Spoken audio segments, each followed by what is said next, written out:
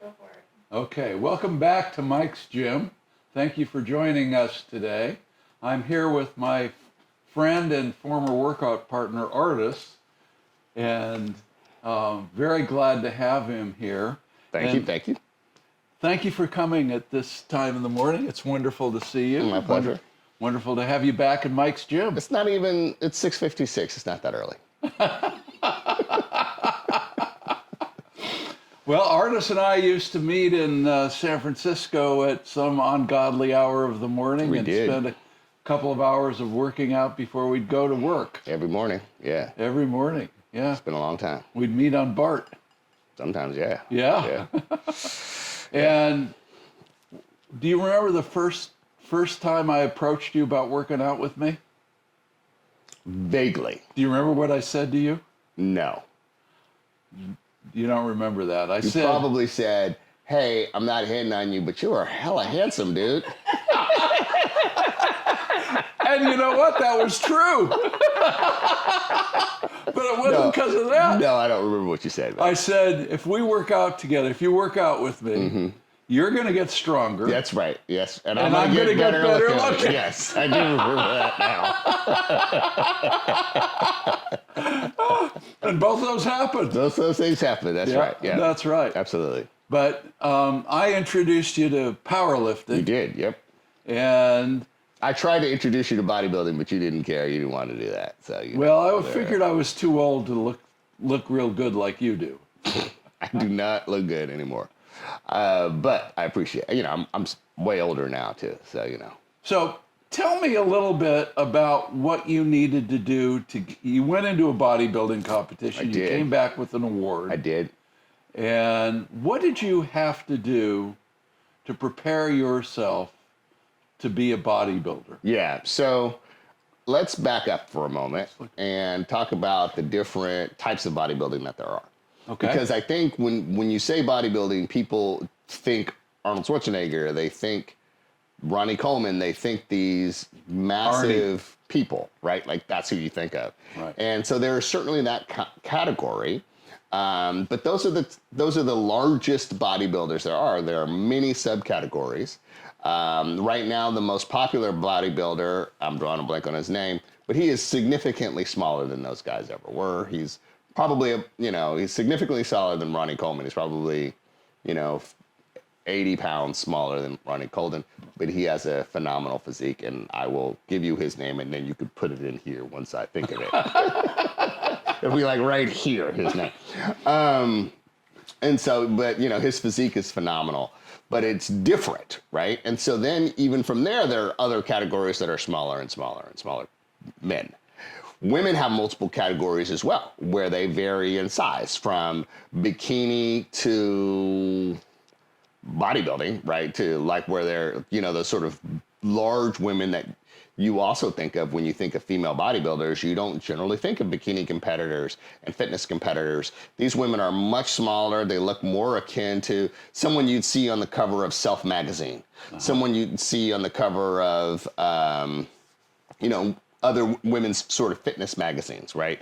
They would be a bikini competitor or a fitness competitor. Okay. So what I did was a type of bodybuilding where you would see, the winners on the cover of Men's Health, right?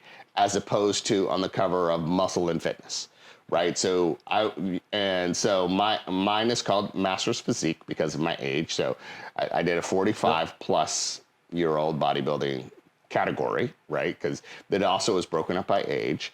And so the NPC, which is the National Physique Committee, maybe? Anyway, we'll get the name and put that right there too. But they have all these various categories on the amateur level. And so mine was physique, which is a much smaller, like I said, much more akin to the physique that you would see on the cover of Men's Health. And so in order to do that, the main thing for someone like me was really losing weight, right? Right. So because I had been lifting weights for years, in a bodybuilding format, and we'll talk more about the format and the differences between a bodybuilding format and a powerlifting format, because the structure, the way you lift weights is different. The goals are different. So because I had been lifting in a bodybuilding way for so long, my main goal was to lose weight. Now, I will say, in order to look as good as I did, I hired 2 coaches. Like, there's a whole bunch of other stuff you still have to do. But so to lose weight, I had to do an hour of cardio a day. Some people, like you'll see some people on the internet, they'll talk about how they only walk 10,000 steps and do 20 minutes of cardio. I mean, everybody's different. You have to find the thing that works for you. Right. So for me, it really took like an hour of cardio a day. That was in addition to your lifting, right? That's in addition to the lifting, yeah. Dexter Jackson, who won Mr. Olympia, his nickname is the Blade. He said when he won Mr. Olympia, he did no cardio. So that just goes to show you the human body just has this wide range and of genetic factors. So figuring out how you're going to get your leanest, which is the goal of bodybuilding, being muscular, being lean at the size and weight that you naturally are is probably the best thing for most people who are watching, right?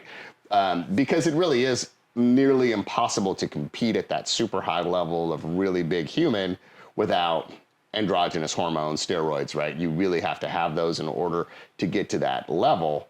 You should always progress up, though, however, to your natural, as far as you can take it naturally, before you embark on that journey of adding drugs. I can't imagine you would have added drugs. I definitely did not add drugs. Yeah. I mean, the only drugs I added were creatine.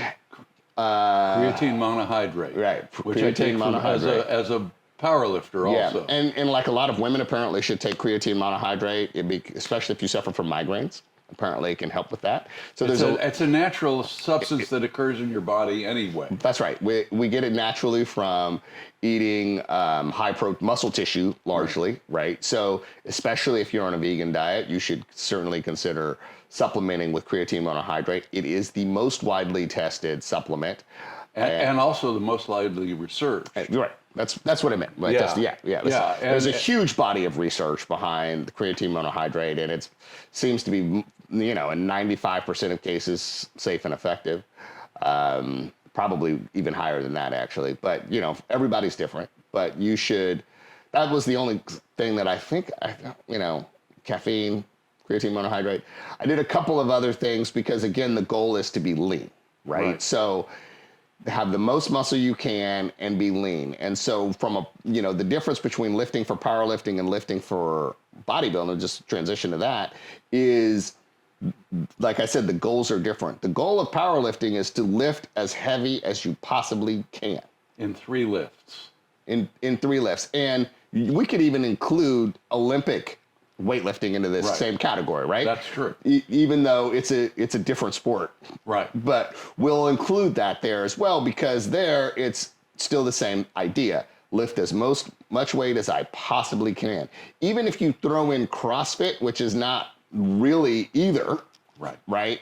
There the goal is still going to be do as many reps as I possibly can at these preset weights, often as much as I can, in as fast as I can. That's a totally different goal than bodybuilding, right? Like those goals are all different for those 3 sports. Mm-hmm. And so you should approach them from that aspect of the sport. Are there downstream consequences? In all 3 cases, will you build muscle? Yes, right? Because you're lifting weights, you will build muscle, you will build better bone health, you will, by all accounts, that having greater muscle definition, you are much less likely to die. I think you have a 60% lower all-cause mortality rate or something like this if you have good muscle. CrossFit, if you don't get hurt. Because, the thing about is lifting as much weight as you can and as fast as you can is there's a great risk of injury. Everyone that I know that does it has been injured.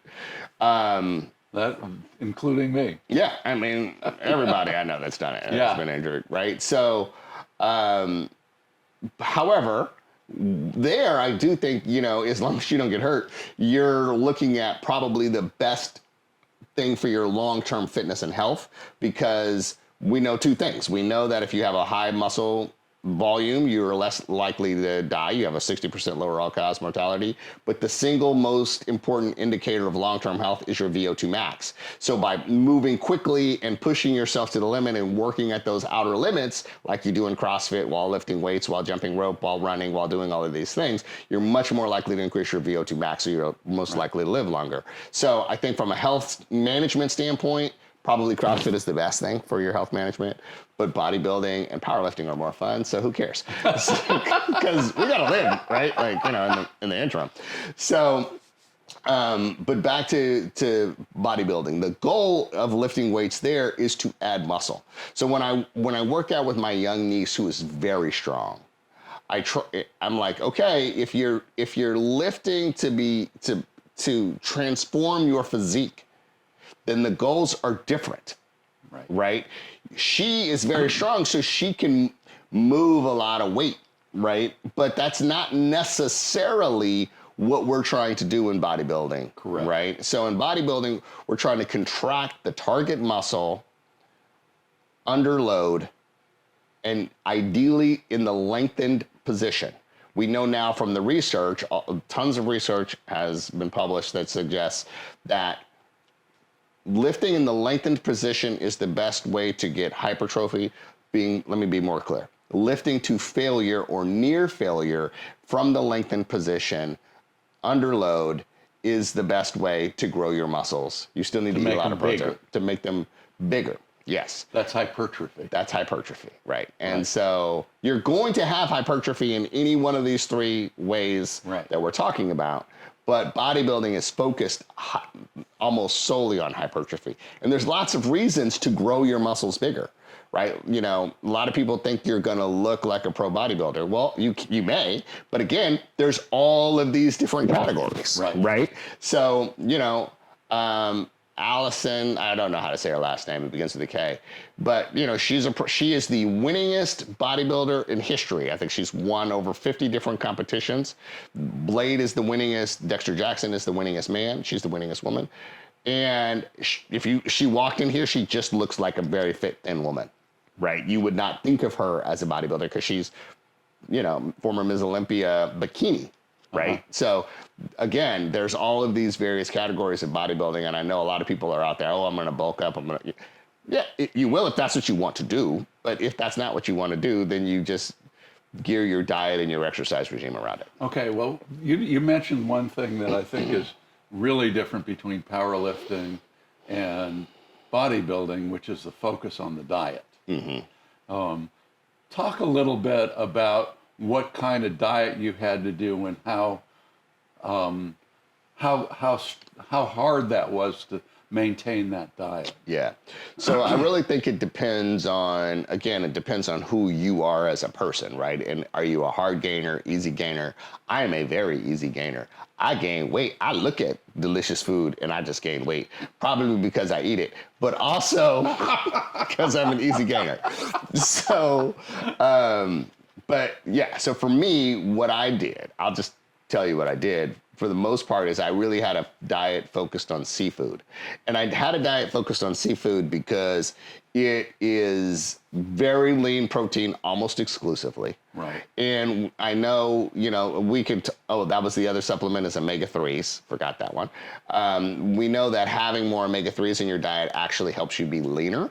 So I felt like, well, I could eat these pills, or I could have salmon and mackerel and sardines and these other natural sources of it and get my protein at the same time. Right. That just seemed like an easy thing for me to do. I don't like fish, so, you know, there's that. So every meal was a chore. You know, for the first 2 weeks, every meal was a chore. Yeah. But then, I mean, and I tell people who struggle with diet, and, you know, since 2020, for sure, I have been struggling to get my act together and eat better. Because, you know, it was the pandemic. Maybe I was going to die. Let's eat cookies, right? Like, you know, let's do that. And that probably wasn't the best approach. Now looking back on it. I was going to say, in comparison,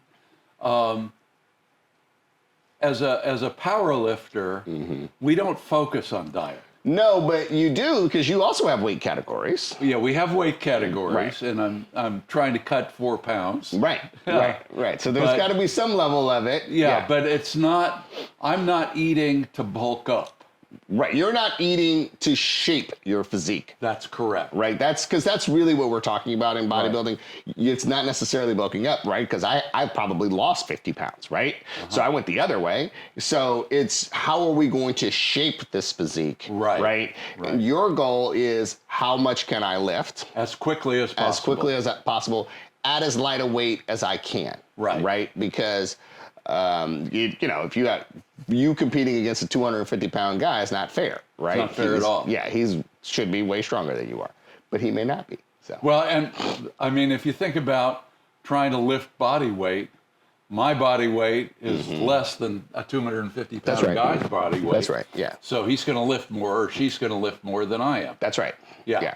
So the thing about powerlifting is we're really focused on getting as strong as we possibly can and doing it, at least the program I'm working on, doing it with explosive power.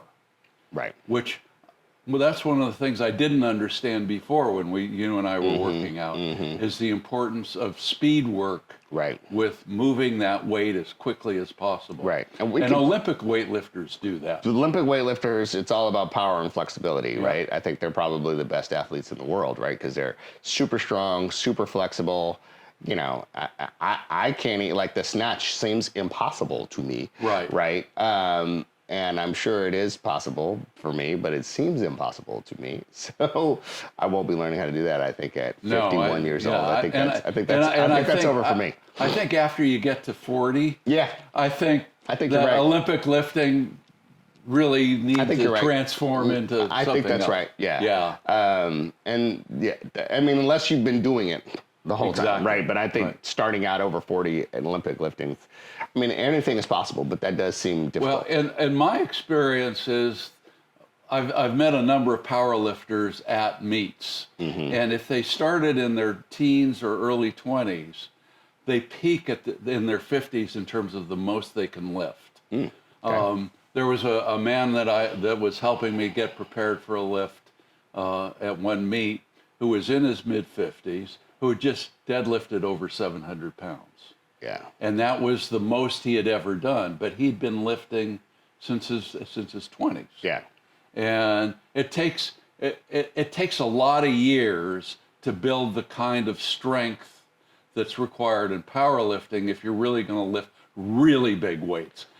I mean, I'm talking not 300 to 400 pounds. I'm talking 600 to 700 to 800 pounds. Right. I mean, there are people in their 20s who are lifting 700 pounds, I'm sure. Right. I'm sure those people exist, Oh, yeah, right? so there are. But I think you're right. I think for any of these muscle building, muscle driven sports, as opposed to agility driven sports. So yes, football is obviously a muscle driven sport, but it's really about your agility and your muscles. So, if old guys like us, we think back to Walter Payton, right? So he was drafted 50 years ago into the NFL. When you watch clips of him, and young people, you should watch clips of Walter Payton, if you don't know what I'm talking about. His nickname was Sweetness for a reason, but he was obviously super strong, but he also, had incredible balance. Right. And, this unbelievable agility. And as does Saquon, I'm forgetting Saquon's last name, but who is about to go to the Super Bowl, right? Sorry, Giants fans. That was a terrible, terrible decision you made to let Saquon go. Saquon Barkley. But, if you watch him play, it's not just incredible strength and speed. It's also balance. It's ability to move. They have good hip flexibility. They have all of these things. And so our sport's not like that. Our sport's just, can you lift these weights correctly? Right. In the different ways you want to lift them. Can you, in the question of bodybuilding, it's can you lift and have that mind-muscle connection in order to contract the muscle under load while you're trying to lift it. But I think there's an aspect to it that is really training your central nervous system, to do that correctly. And that's why it takes so many years to perfect the craft. Well, and one of the things that you always emphasized to me that I really appreciate was do the lift properly, do full range of motion. Yeah. And I still think of that all the time when I'm lifting. Yeah. Because that's critical to get the maximum amount of force and power out of the lift. Right. Yeah. Well, and in your sport, they're judging it based on, just in the case of the bench, do your elbows lock out? Right. Right. Is the bar touching your chest, right? Like there's a number of things you have to do in order for it to be a clean lift. In the squat, are your hips past parallel, right? There's all of these things that you have to do in order for it to be a clean lift. So you have to train as you want to compete. Exactly. Otherwise you won't be there, right? Right, exactly right. That's one of the things I've always said. I used to coach soccer too with kids. Yeah. Is how you practice is how you perform. That's right. And unfortunately, I've seen people online who don't do the moves properly, and then they go into a meet expecting that they're going to be able to do it. Well, if you haven't practiced the way you want to do it, that's right. You're not going to get there. No. I mean, I was giving my daughter and her friend a ride home from water polo practice yesterday. I did not intervene in their conversation because, they're girls and they're teenagers. They're teenagers. You just let them talk. But they were talking about how one of the girls is really very fast. She's a very fast swimmer, and in water polo, being fast is important. Of course.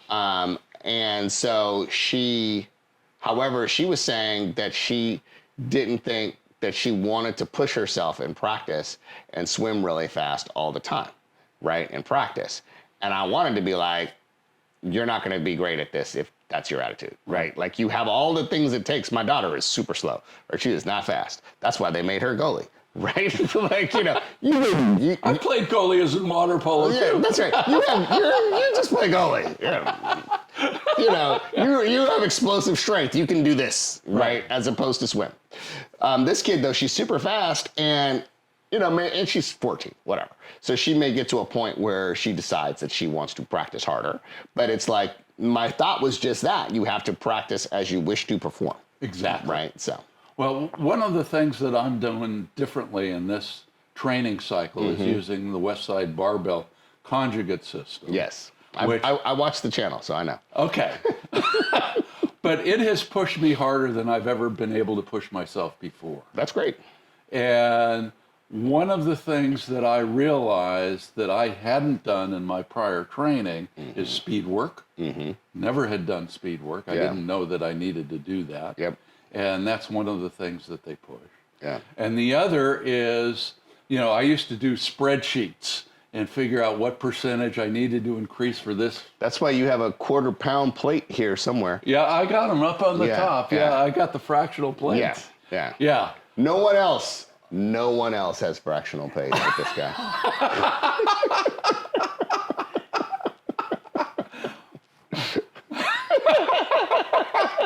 But you know what? It makes a difference. Of course it does. And it turns out I hope to be able to set 3 state records. Okay. Okay.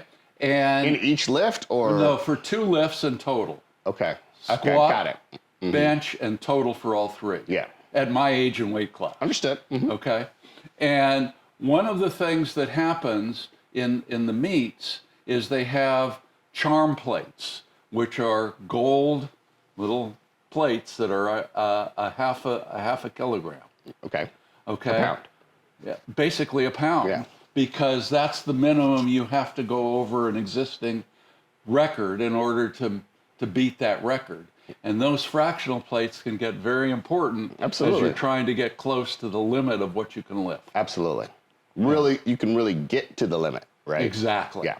And so it's a very different. You didn't worry about that with bodybuilding. I did not. I mean, there are obviously people who lift very, very heavy with bodybuilding. Obviously there's tons of videos out there of Ronnie Coleman squatting 800 pounds for reps or whatever banana shit that Ronnie was doing. But if you going back to Dexter Jackson, who like I said, was the winningest male bodybuilder. He, he never lifted big weights. He always used machines. Like, that's the other thing. You can totally use machines to be a bodybuilder if you have the right approach. Right. And, was able to have a very long career, competed till he was almost 50. And he was able to do that because he didn't get hurt. And I think that, like, that's the big thing with all of these, activities. If you're doing it recreationally and you're doing it for your health, then the first goal is don't get hurt. Because if you get hurt, you can't do it anymore. That's right.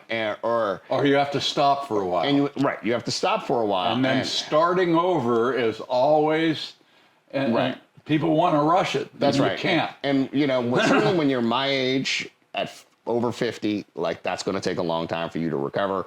At your age, it's going to take even longer to recover. So, the goal really has to be centered on not getting hurt, first and foremost, because you tear something.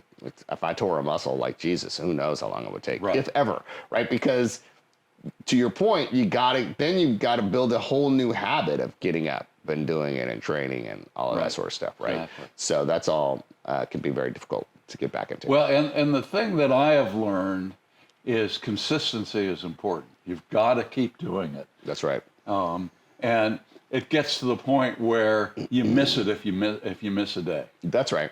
And the other thing that I like about powerlifting, which I don't hear bodybuilders talk about, is people underestimate how strong I am at my age. Right. And I still remember going into Home Depot one day and picking up 95-pound sacks of concrete. Sure. And some guy who worked offered to help you. Offered to help me because here I am, an old man, picking these up. Right. And I had no trouble picking them up. Right. And for me, that's a wonderful experience. Correct. And I just had a physician actually not understand how strong I was, because she's young. She's in her 30s if she's that old. Right. And my personal physician introduced me to her about, I'm this powerlifting guy, and she didn't quite understand. I had to basically, the next time I saw her, really straighten her out about not underestimating senior people. Yes. And how strong they are. Yeah, can be. Can be. Yes. That's right. I tell the story often of you riding your bike, going to the office. I don't remember how old you were, maybe 71 or something at the time, and crashing your bike because you were looking left and riding straight. Don't look left or right and ride straight at top speed, people. That's my other piece of advice for you. So my friend was doing that, this one, and he hit one of those concrete parking things in the ground and flew over the handlebars, over the sidewalk, into the street, got up, fortunately did not get run over by a car, got up, got back on his bike, rode on to work, then went to the doctor a week later? Oh, the same day. Same day, okay. Then he went to the doctor. Doctor looked at him, but you did go back, because it's when you went back to the doctor, because you went back to the doctor, and don't tell me the truth if my story's wrong, because I like my story. You went back to the doctor and complained about how long it was taking you to recover. And the doctor said, basically in my version of the story, again, don't correct me if I'm wrong, shut the fuck up. Most of my patients would have been dead at your age if that happened to them, right? And I think that that's true, and that's the power of powerlifting, right? Lifting heavy weight on a regular, continuous basis. Again, it makes you much harder to kill, right? Even if that killing is your own looking left when you're going straight, your own stupidity, it makes you harder to kill. Right. And that's what, I mean, because that's, we're not, lions and tigers aren't going to get us, hopefully. So, it's going to be something we did, car accident, falling off a ladder, right? Moving around in our kitchen, falling off a chair because we didn't want to get the proper tool or whatever. Right. And so those are the things that are going to get us hurt. Those are the things that are going to lead us to be invalids. And so by doing consistent strength training practice, I think whether it's bodybuilding, powerlifting, CrossFit, any of those things, you really are increasing your bone density, increasing your muscle mass, and really preventing long-term injury and or death. Well, Say is so that increase in bone density that you've most likely gotten from powerlifting is what makes lifting weights and powerlifting so important for so many women, right? Because osteoporosis is obviously a significant risk. Breaking bones as a woman is a significant risk if you have osteoporosis. And so perhaps, I'm not a doctor, I'm not a scientist, but it seems to me reasonable that lifting weights would be one of those things that would help you build stronger bones over time. Exactly. And I do want to be clear, I'm not talking about you go into the gym and you lift a 2-pound weight 30 times. That's not, or 10 times or whatever. That's not what we're talking about. What we're really talking about is pushing your body. Like if you want to change your body, you've got to push your body to the edge of what you can take, right? And that, whether that's in powerlifting, that's how you get stronger in powerlifting. That's how you grow muscle in bodybuilding. That's how you do better and better and better at the WODs in CrossFit. Whichever one of those 3 domains you choose to enter, really pushing yourself to the outer limits is where you see gains, right? And that's true on the cardiovascular front too. If you want to increase your VO2 max, you have to do cardiovascular work out the outside in that 85 to 95% heart rate zone in order to increase your VO2 max. Right. Well, and you don't do cardio weightlifting separately. They're an integrated sport. You have to figure out how to add them together. That's right. And you don't do cardio every day and lifting every day. You may. Depends on how you're doing it. Yeah, it depends on what your goal is too, right? Right, and it depends on what you're working on. Right. In this, I was trying to do 30 minutes of cardio after lifting every day with this program, with this. I can't do it when I do a leg day. I can see that. Yeah. Before doing this West Side system, I'd never done squats and deadlifts in the same day because they are very hard on your body. Yes. And now I'm doing them on the same day.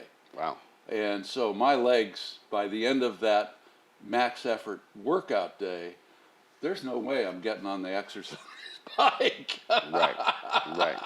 No, yeah, that sounds awful.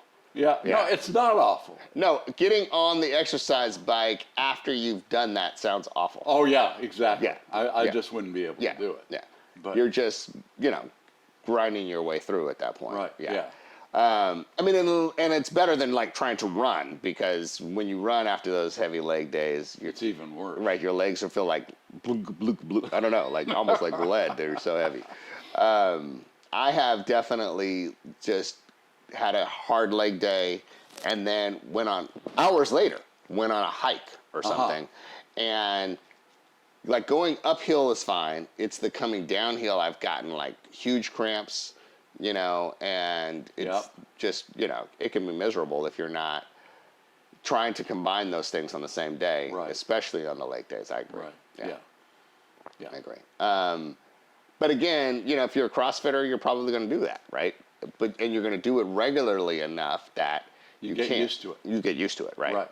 Yeah, and that's the other thing is you can acclimate. Right. And which is why you want to keep pushing yourself, because if you acclimate, you're not getting the benefit. That's right. Of what you're doing. You can acclimate to sitting on the couch. Yep. Right? I'm really good at that. I can acclimate to that very quickly. But you can also acclimate to, leg day, which includes squats and deadlifts. That's a new thing for you. Yep. And you at some point you would do it, and then you wouldn't see any more progress because you're not pushing yourself, like I talked about earlier, to those outer limits. And then, and that's how you're going to get your progress. Right. So anything else we want to cover before? So what's that medal on your lap, sir? So this is my little, you spend thousands of dollars on a coach and hours and hours and hours in the gym running and or, lifting weights. Like I was working out, it really was about 3 hours a day.